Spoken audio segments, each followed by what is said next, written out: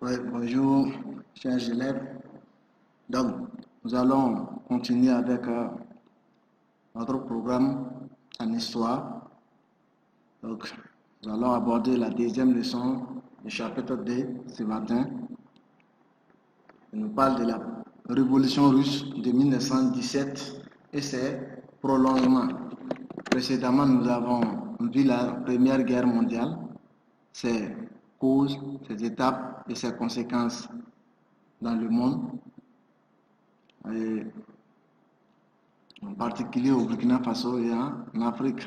Donc, aujourd'hui, nous allons vous parler de la révolution russe de 1917 et ses prolongements. Et dans la leçon précédente, nous avons vu que la Russie s'est retirée de la guerre avant la fin de la Première Guerre. Donc, aujourd'hui, nous allons comprendre les causes, pourquoi la Russie s'est retirée de cette guerre et bien d'autres éléments.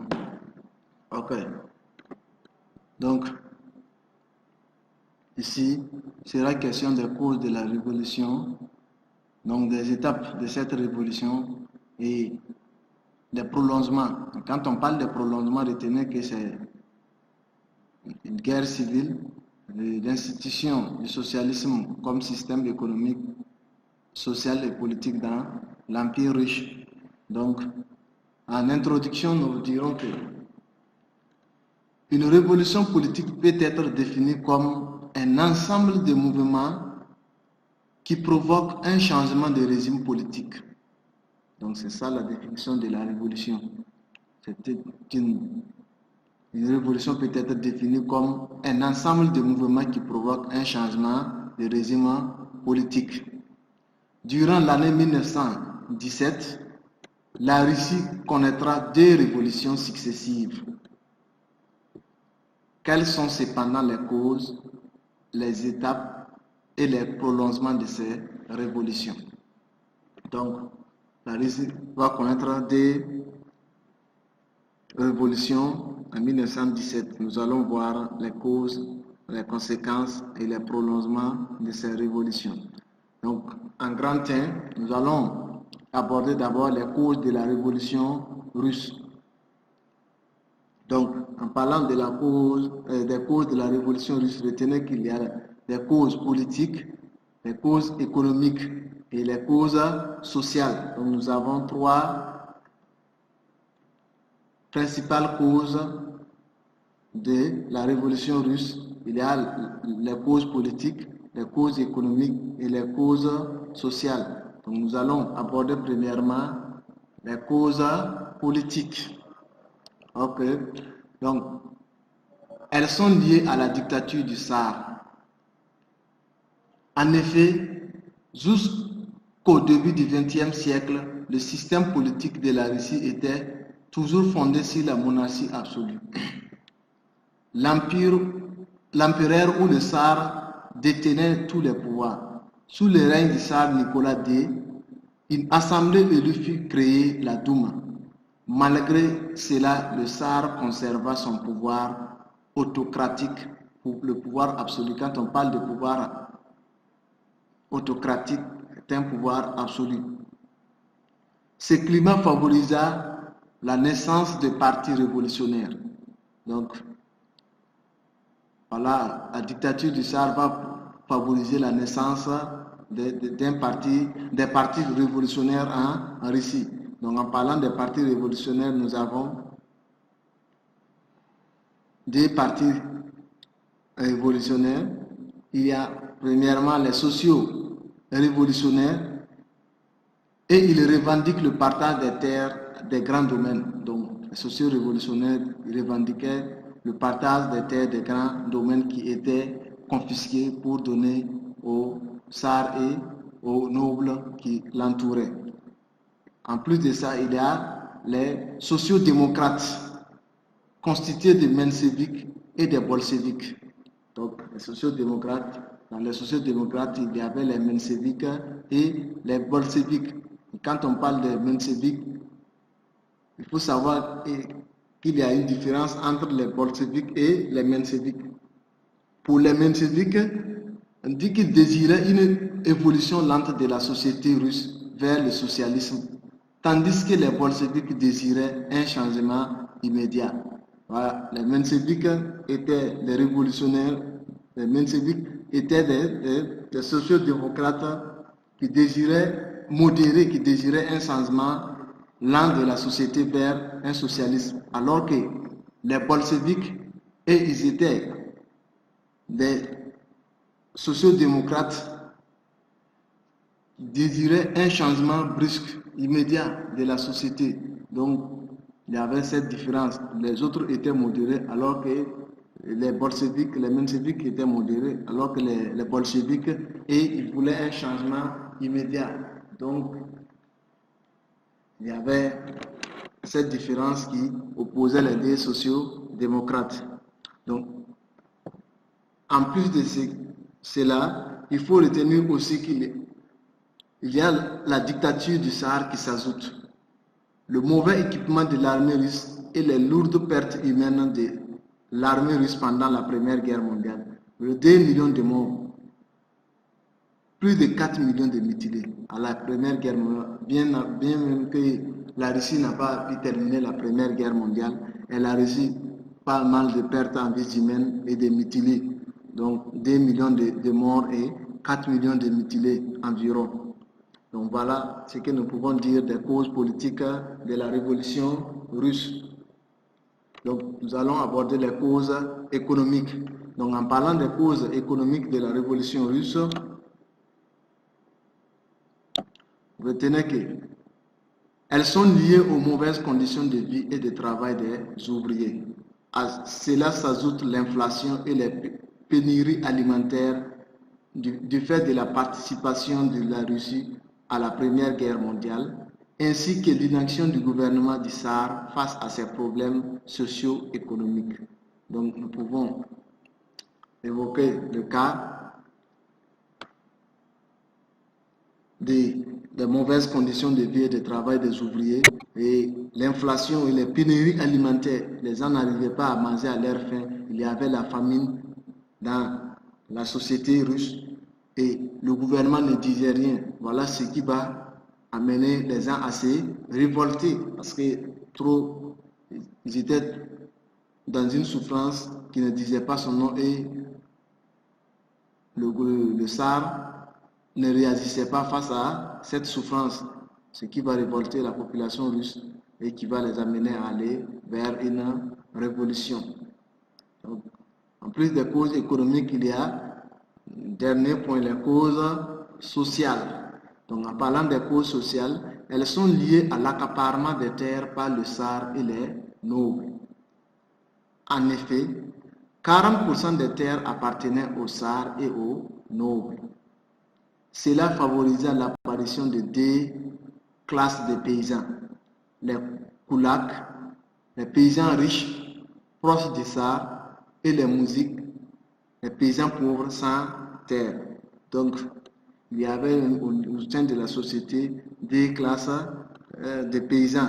Il y avait des koulaks qui étaient des paysans riches, qui étaient proches du Tsar, et les paysans pauvres qu'on appelait les mousiks.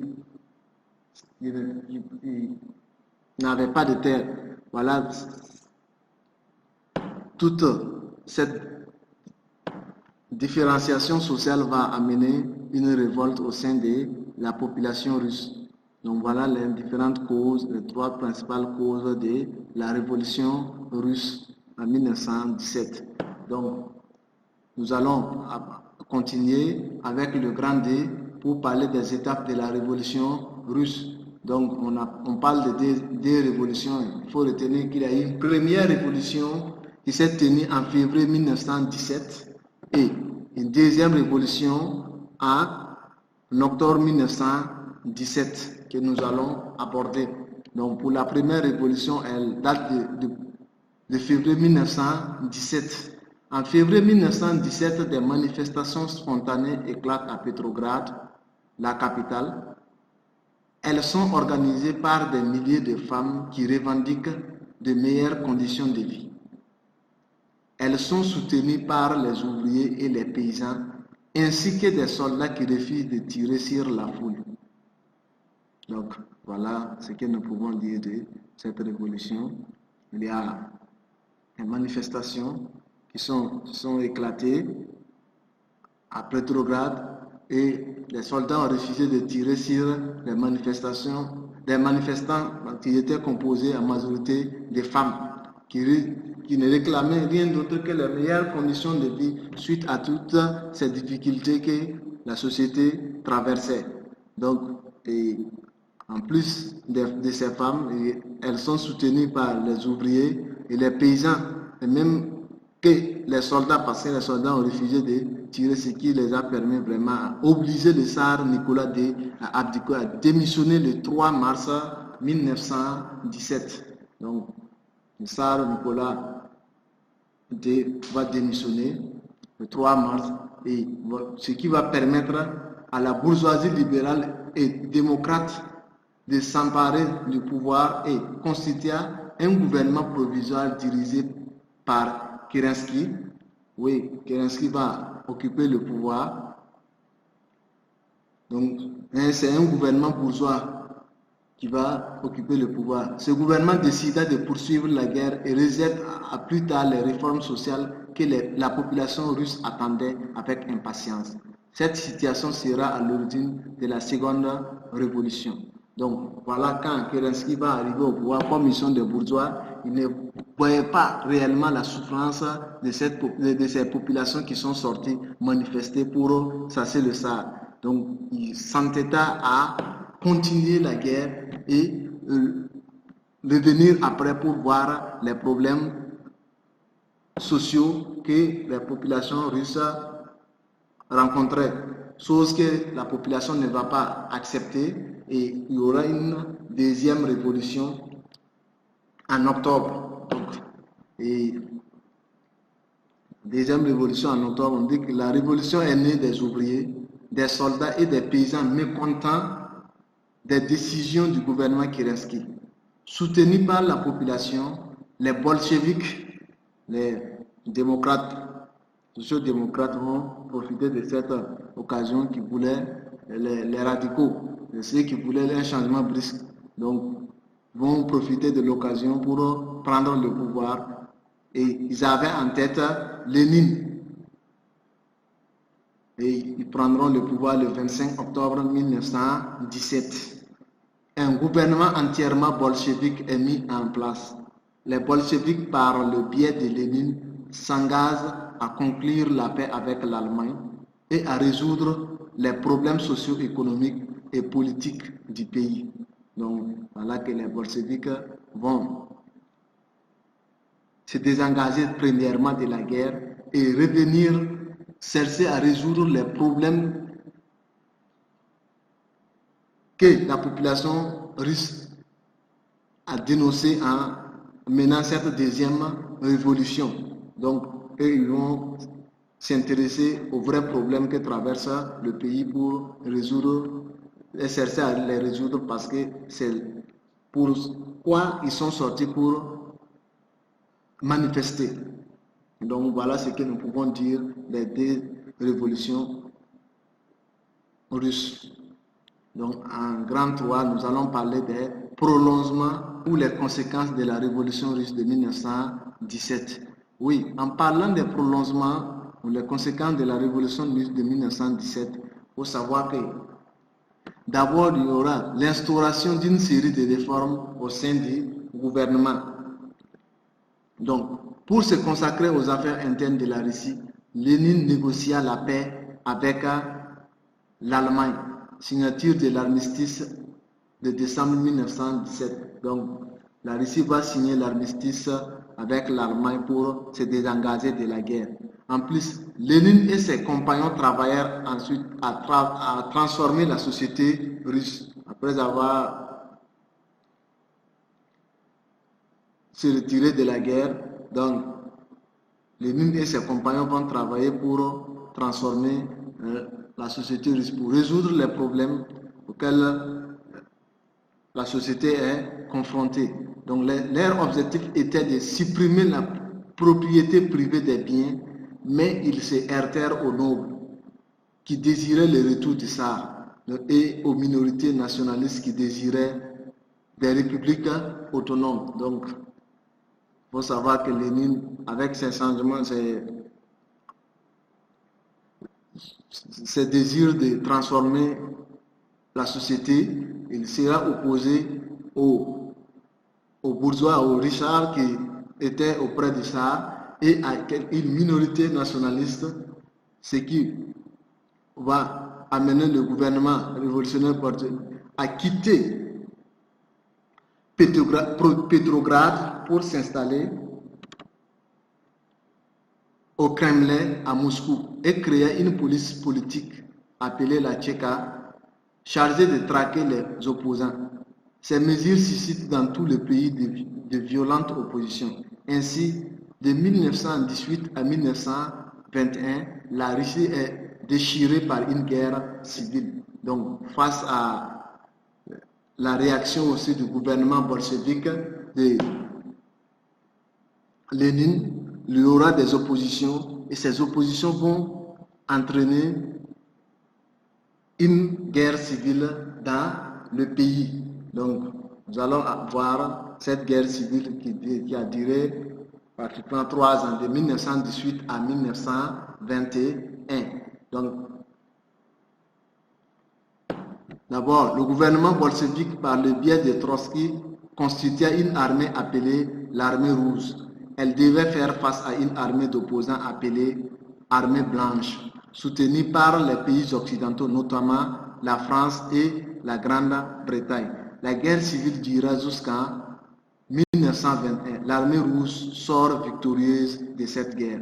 Donc, lors de la guerre civile de 1918 à 1921, il y avait deux armées qui étaient en opposition, à savoir l'armée rouge et l'armée blanche. Et ces armées étaient soutenues de part et d'autre par certains pays occidentaux. L'armée rouge, précisément, était soutenue par la France et la Grande-Bretagne, ce qui va permettre à l'armée rouge de sortir victorieuse à la fin de la guerre civile. Donc, après cette guerre civile, viendra une réorganisation de l'économie russe. Donc, en parlant de la réorganisation de l'économie russe, au troisième point, nous avons, après la victoire des communistes en 1921, Lénine décida de faire une pause dans les réformes pour renforcer le pouvoir communiste. Il lança la NEP, qui signifie Nouvelle Politique Économique, qui autorisait partiellement le privé à investir dans les secteurs agricoles et industriels. Avec la NEP, l'économie russe se redressa. Donc, avec ces nouvelles réformes, l'économie russe va se redresser à travers, plus précisément, la NEP, la nouvelle politique économique que Lénine va lancer dans le pays. Donc, en plus de cela, il faut retenir aussi qu'il y a des réformes administratives qui vont s'instaurer et on aura la fédération de la Russie et l'instauration du socialisme. Donc, en 1922,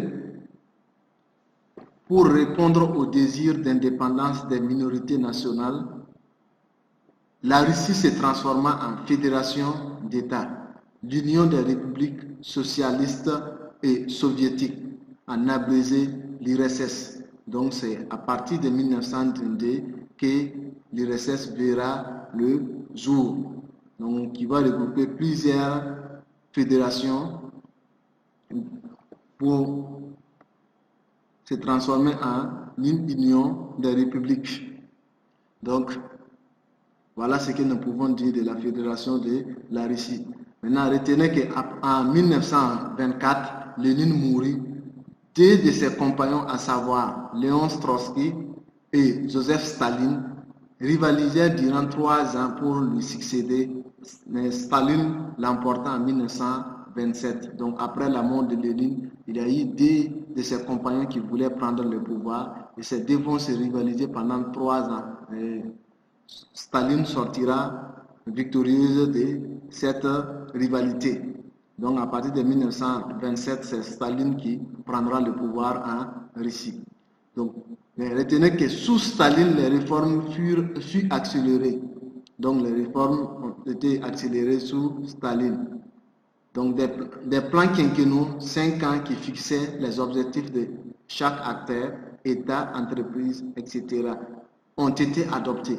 Ces plans donnaient la priorité à l'industrie. Dans le secteur agricole, la collectivité des terres a abouti à la création de grandes coopératives de production, colcos et des fermes d'État, sauf cause. Donc, voilà les différentes réformes qu'il y a eu au niveau du gouvernement russe. Donc, voilà ce que nous pouvons donner avec l'arrivée de Staline. Donc, quand il va arriver, il va essayer de modifier, avoir un plan, des plans, instaurer des plans quinquennaux, des plans de 5 ans pour le développement. Et il priorisait plus le développement de l'industrie. Donc, voilà ce que nous pouvons dire de Staline. Malgré les progrès économiques, la vie des soviétiques était très rude. Staline imposait aux soviétiques une dictature sanglante. Oui, Staline était vraiment un guerrier qui est venu imposer une dictature à la population russe. Et cette dictature va régner pendant plusieurs années. Donc, en conclusion,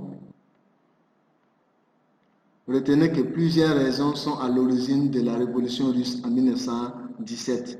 Nous avons, entre autres, le pouvoir autocratique du Tsar. La révolution se déroulait en 2 étapes. La première révolution qui a eu lieu en février et la seconde révolution en octobre 1917. La guerre civile de 1918 à 1921, l'institution de l'URSS sont entre autres les prolongements de cette révolution. Donc,